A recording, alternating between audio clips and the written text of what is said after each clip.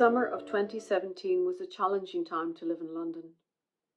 The city had experienced two major terrorist attacks, one outside the Houses of Parliament and the other on London Bridge, and there was a great sense of unease in the city due to the fallout from Brexit.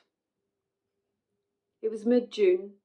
I'd just begun my day. I was in the gym on the treadmill and turned on the news and was horrified by the sight of the Grenfell Tower on fire.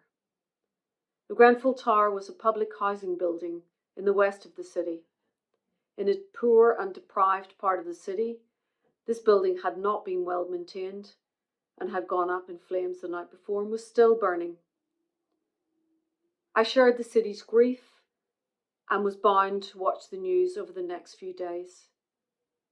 It was breathtaking to see that amount of loss. But after a couple of weeks, there became less coverage of it, and I became desensitized by what I'd seen. It wasn't part of my life.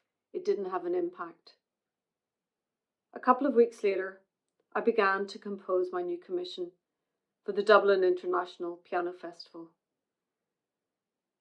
And the memories and experiences of watching that building began to collect in my head.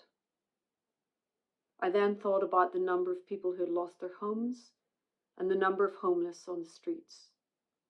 I thought about the disenfranchised, those who had lost their lives, those who didn't have a voice, and the beginnings and sound worlds of Unseen started to happen in my head.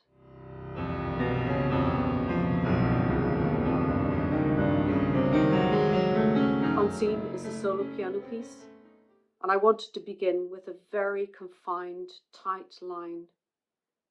A little cell, little beads of notes caught together, trapped. The timbre echoes around a very small parameter, and this carries on for the first 5 minutes of the piece, not able to escape. I wanted to emulate that sense of being trapped, being consigned to a certain part, and not allowed to break free from this.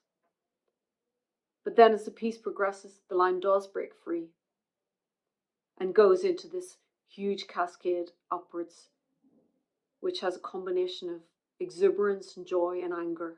And then the music's pulled back down again, and it's pulled up again. And the final section of the piece has lots of repose and silence. And there's that sense of reflection. And I wanted to give that sense of moment of prayer and space for those who had lost their lives.